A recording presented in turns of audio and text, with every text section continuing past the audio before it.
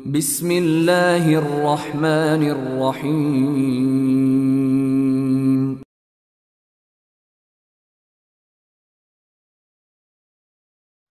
Masya Allah. Mungkin ini saat kita berada pada du'atun ala abwabi jahannam. Ya, selama ini mungkin di antara kaum muslimin menganggap bahwa dai, bahwa kiai, bahwa ulama senantiasa membawa kepada kebaikan. Ternyata tidak. Ya, karena Rasulullah telah menjelaskan bahwa nanti akan ada du'atun ala abwabi jahannam. Man ajabahum ilaiha qadhafuhu fiha. Ya, kemudian Hudzaifah al-Yaman penasaran. Beliau bertanya lagi, "Qultu ya Rasulullah, sifhum lana." Wahai Rasulullah, jelaskan sifat-sifat dia. Karakternya bagaimana nih dai-dai yang mengajak kami ke dalam neraka jahanam? Ya, karakternya, sifatnya seperti apa ya Rasulullah? Maka Rasulullah Shallallahu Alaihi Wasallam menjawab, "Qala na'am, ya, qaumun min jildatina wa yatakallamuna bi alsinatina." Kata Rasulullah, yaitu suatu kaum min jildatina, yang kulit-kulit mereka itu sama dengan kalian.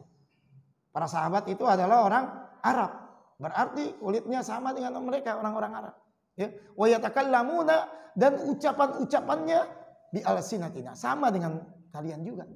Ya, itu akan muncul dai-dai yang berasal dari Arab, ya, yang akan berdakwah, mengajak kepada neraka jahanam. Maka Hudzaifah al-Yaman, ya, melanjutkan, "Qultu ya Rasulullah, fama tara in adrakani dzalik." Bagaimana ya Rasulullah pendapat engkau jika aku ini berada pada kondisi seperti itu? Ya, kondisi di mana banyak tukang dakwah mengajak umatnya untuk masuk ke neraka. Ya. Maka Rasulullah Shallallahu Alaihi Wasallam menjawab, "Talzamu zama'atal muslimina wa imamahum." Ya, kalian berpegang teguh dengan Al-Quran dan Sunnah Rasulullah Shallallahu Alaihi Wasallam, dengan jamaah kaum muslimin dan imam-imam mereka. Lalu Hudzaifah bertanya lagi, "Fa illam takun jama'atun wala imamun." Gimana ya Rasulullah kalau pada saat itu nggak ada lagi jamaah kaum muslimin, nggak ada lagi imam mereka, yang ada adalah presiden. Presiden juga nggak ngakuin ulil amri, ya, tidak ada pemilihan ulil amri, ya, yang ada pemilihan presiden. Bagaimana ya Rasulullah kalau seperti itu? Maka kata Rasulullah, solusinya adalah fa'tazil tilkal firaq kullaha. Tinggalkan semua, ya, kelompok-kelompok sempalan, semuanya tinggalkan. Walau anta addu ala asli syajarin hatta yudrikakal maut wa anta ala dzalik. Ya. Dan seandainya kamu ini meninggalkan tadi, kelompok tadi, dan kamu hanya memakan daripada, ya, batang-batang akar-akar pohon, dan kamu mati dalam perkara tersebut. Nah, ini adalah lebih baik, ya, dibandingkan kalian itu adalah terjun mengikuti kelompok-kelompok yang sesat pada saat itu. Nah, nih yang akan kita bahas, ya, mungkin pada saat ini banyak sekali di negeri-negeri kita, ya, khususnya. Ya, kalau kita lihat dari mulai dari Sabang sampai Merauke, ya. Pertama adalah makam Siala Kuala, adanya di Aceh. Ya. Kalau orang ke Aceh, ya, maka sempatkanlah mampir ke makam tersebut. Ya, iya, di sana itu banyak orang-orang, waduh, pada berdoa, meminta. Memang makamnya dekat sama laut. Katanya memang setiap makam-makam yang dipuja dan dipuji, ya, selalu ada kisah-kisah misteri, ya, yang historis, yang berbau kesyirikan. Ya, pada dasarnya mengajak, mengantarkan manusia untuk terjerumus ke dalam neraka jahanam.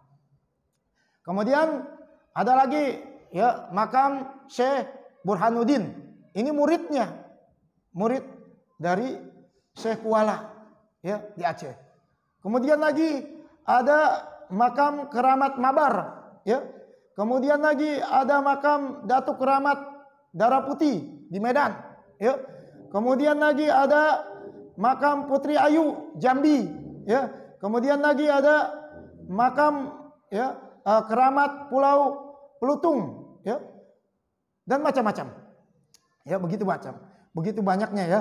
Kemudian di Pulau Jawa, ya, ada makam namanya Mbah Kuitang, ya, ini di daerah Senen, ya.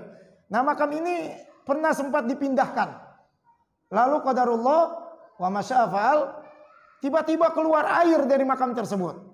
Wah, sudahlah, banyak kisah-kisah, ya, yang historis. Wah, sehingga air yang keluar itu menjadi ladang, ya, menjadi ladang penghasilan. Ya, dijual di botol aqua saja pada saat itu masih harganya mungkin 2.000 atau 3.000 paling mahal. Sedangkan air yang keluar dari makam itu bisa sampai 5.000-an dijual, bahkan lebih. Ya, dibilang adalah air keberkahan. Ya.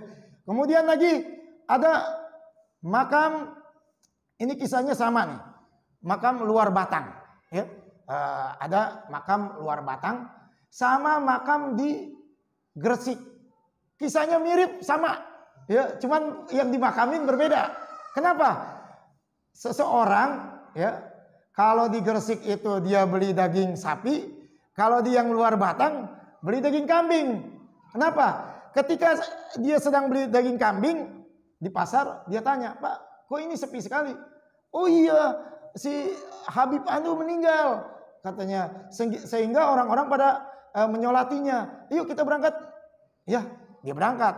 Dibawa tuh daging kambingnya tuh. Ya, tapi kalau di Gresik adalah daging sapi. Dibawa daging sapinya sama. Ya, cuma beda nama Habibnya saja. Ya, begitu sampai di masjid dia ikut sholatin. Begitu dia pulang, dia kasih ke istrinya tuh daging kambing, ya, untuk dimasak. Ternyata tuh daging kambing, daging sapi kagak mateng-mateng. Kagak mateng-mateng. Ya, akhirnya dia baru tahu, begitu dia tanya-tanya, ternyata katanya sebelum si orang yang ini meninggal, barang siapa yang menyolatkan aku, maka dia akan selamat, ya, dari api neraka baik di dunia terlebih di akhirat. Jangankan orangnya, daging kambing dan daging sapi yang dibawa sholat itu tidak mateng-mateng. Masya Allah, sampai ya cerita ini cerita Luar Batang sama cerita, ya, yang ada di di Gresik. Ya, ada lagi, ya, namanya makam, ya, yang sangat menakjubkan, yaitu Gunung Kemukus. Wah, Gunung Kemukus. Ya, ini adanya di Jawa Tengah, ya, di Jawa Tengah, Sragen, ya. Tahu deh orang-orang sana, orang Jawa Tengah tahu, ya. Jadi dahulu kisahnya, ya, katanya ada pangeran, ya, satu pangeran, ya. Pangeran ini tidak saya sebutkan namanya siapa, ya. Dia cinta dengan ibu tirinya, ya, ibu tirinya dia cinta, ya. Akhirnya sampailah dia pergi ke Gunung Kemukus, ketemu dengan ibu tirinya. Begitu dia ketemu, dia ingin melampiaskan kecintaannya tersebut, ingin melakukan perbuatan terlarang. Tetapi, ya, qadarullah, masyarakat sempat mengintip lalu dieksekusi pada saat itu, ya. Maka pangeran ini akhirnya meninggal. Tetapi sebelum meninggal, dia berpesan, siapa saja yang ingin melanjutkan hubungan seperti saya, maka saya akan bantu tujuannya.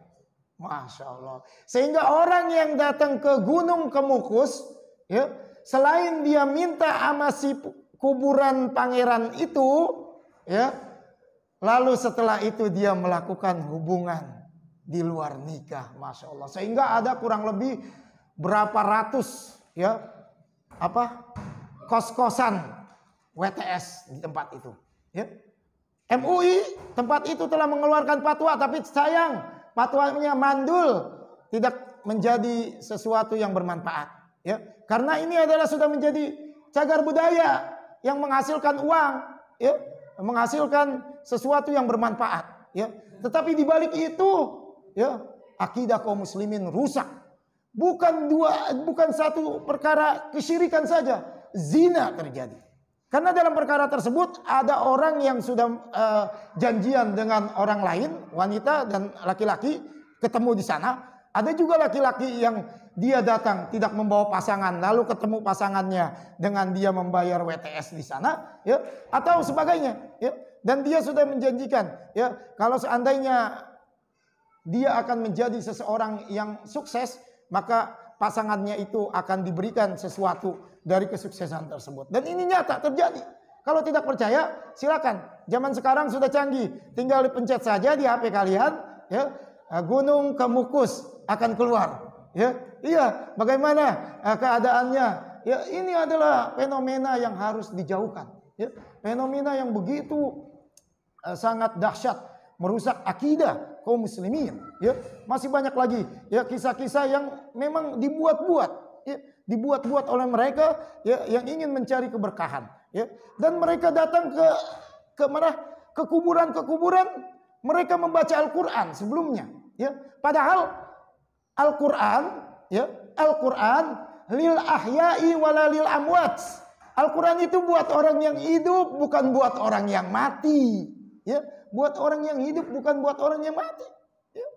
Sehingga kalau dibacakan di kuburan-kuburan, ya, atau ketika orang-orang mati dibacakan ayat-ayat Al-Quran, maka ada sebagian orang-orang Muslim yang mengatakan ketika dia lewat, wah, pasti di situ ada orang mati. Kok kamu tahu? Iya, itu lagi dibacain itu. Wah, seperti itu. Ya, ada lagi orang yang lagi mendengarkan radio, dengarkan nantunan ayat-ayat Al-Quran. Bukannya dia menangis karena tadabbur dengan ayat Al-Quran tadi. Begitu ditanya, kenapa kamu menangis?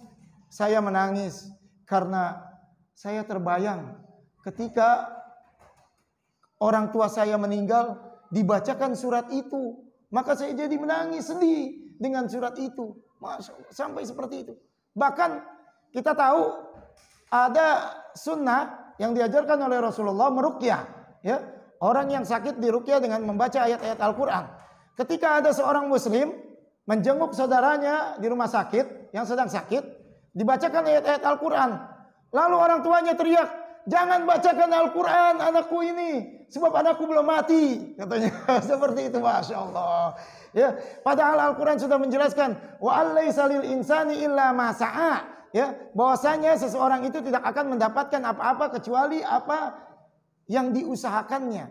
Sehingga ayat yang mulia ini, ya, ketika ditafsirkan oleh Imam Ibnu Katsir rahimahullah taala, beliau mengatakan ay kama la yuhmalu alaihi wizru ghair au ay kama la yuhmalu alaihi ghairihi kadzalika la yahsulu alaihi min ajri huwa kasaba min, ya, bahwa seseorang itu tidak akan mendapatkan sesuatu, ya, kecuali apa yang telah dia usahakan, ya.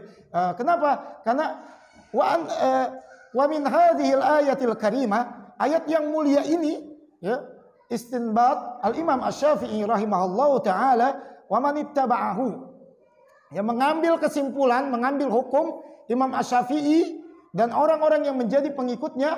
Kata Imam Asy-Syafi'i ayat tadi, ya, wa allaisa lil insani illa ma sa'a, apa beliau mengambil kesimpulannya, annal qira'ata la yasilu ihda'u ila sawabiha ilal mauta, ya. Sesungguhnya bacaan ayat Al-Quran, ya, itu tidak akan sampai yang dihadiahkan ilal mauta kepada mayat, ya, tidak akan sampai. Li'annahu laisa min amalihi wa kasbihim, karena itu bukan amalnya dia, bukan perbuatannya dia. Dan ini terjadi di negeri kita. Kalau ada orang meninggal dibayar sekian puluh juta, suruh selesaiin 30 juz, ya, di kuburan, ya. Padahal ini bukan amalannya dia. Kalau seperti itu berarti orang-orang yang kaya yang lebih enak, ya, mendapatkan ganjaran-ganjaran pahala, ya. Kemudian walihada lam yandub ilaihi Rasulullah sallallahu alaihi wasallam ummatahu. Oleh sebab itu Rasulullah sallallahu alaihi wasallam tidak pernah menganjurkan kepada umatnya untuk membaca Al-Quran, ya, untuk orang mati. Kemudian